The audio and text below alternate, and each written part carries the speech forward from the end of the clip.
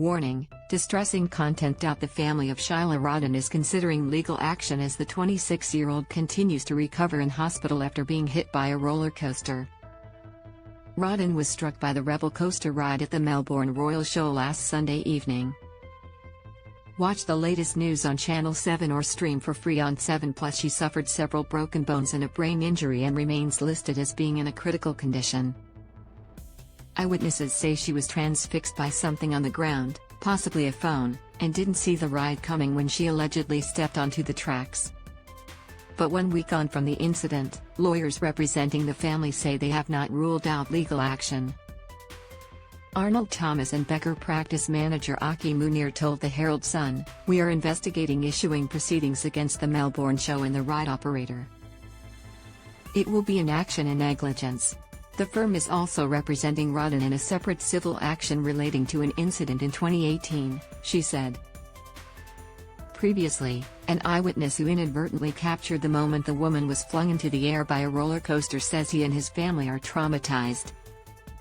Jordan, whose surname was withheld, told 7news.com.au that only a small number of people witnessed the full events. He was filming the Rebel coaster ride while his sister Chloe and his partner Alex were in the front carriage, coming around the loop. When they did, however, the ride struck 26-year-old Rodden, carrying her several meters in the air before she fell. Jordan witnessed the moments leading up to the collision and said on Wednesday he hasn't slept since. "Both my sister and partner got called up to go on the ride previously, but there was only one seat and they waited for the next one," he said. "My other sister was watching with me. We waited probably 15 minutes before we saw them because of the line. While we were waiting, we saw something drop from one of the rides and didn't know what it was. Probably 10 minutes later, the ride my partner and sister were on went around. We saw a lady in an area where she shouldn't be. A worker told her to get away, but we couldn't hear the whole conversation. She just told her not to be there. That person started to walk away and I didn't think much of it." He turned his attention back to the ride his sister and partner were on and began to record. Then, he says, tragedy struck. "It all happened so quickly but so slowly. All of a sudden, I saw someone getting taken up, but at the same time I'm thinking my sister, my partner." The footage that accidentally captured the accident shows a woman standing by the tracks of the ride. She appears to be looking down and doesn't see the carriage, and its occupants, screaming towards her. "She'd put her foot in between the post and started to bend down," Jordan said. "What my sister and partner have told me, it looked like someone had thrown themselves in front of it. But you can see she'd bent down to pick something up. I don't know if it was a phone or what, but she was so fixated on picking it up that she didn't even see the ride at all. When she was hit," he said, "she was silent. I didn't hear her scream," he said. "The screams that I heard came from onlookers, I think. It happened so fast." Jordan said he'd agreed to speak out to draw attention to the unseen aspect of the disaster, the first responders. Within minutes of the accident, the scene was cordoned off and police and show staff were speaking to people. Those still on the ride, including Chloe and Alex, were stuck up there for just shy of an hour.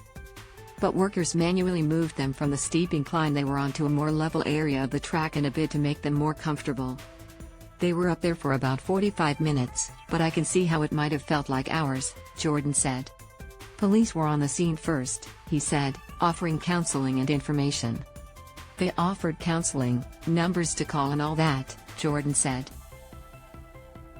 "But they just let us know what was happening. They were very nice, took all our statements. I was trying to sign my name at the bottom of my statement and my hand was shaking. I've never experienced anything like that and I hope it never happens again." The footage he captured, which he describes as lucky or unlucky, was passed on to police as they investigate how the accident happened. 7news.com.au has chosen not to publish the full video. It was earlier posted on social media but not by Jordan. Earlier this week, the organizers of the Melbourne Royal Show issued a statement confirming that WorkSafe had finalized its inspection of the ride and gave it the all-clear to resume running. "The safety and well-being of our visitors to the show continues to be our #1 priority," the statement said. Strict safety protocols are upheld in line with Victorian WorkSafe regulations. All rides on site have undergone stringent compliance inspections and have passed all the required safety documentation. But Rodden's family said they were saddened and appalled that the ride had reopened so soon after the incident. Earlier, Melbourne Royal Show CEO Brad Jenkins described it as a tragic accident and said his thoughts were with the young woman's family and friends. "It is a tragic accident, and from our understanding, there was a mobile phone at the base of the Rebel coaster that she dropped on the ride and she went back to recover the mobile phone," he said. "Regrettably, she was tragically struck by the cart coming down. It is an extreme roller coaster which is a lot of fun generally, but this was a tragic accident that shouldn't have happened." He added that the operator of the ride was experienced and that the machine itself had not malfunctioned. "This is a tragic accident, not a malfunction of the ride, so I can assure people that the rides are entirely safe," he said.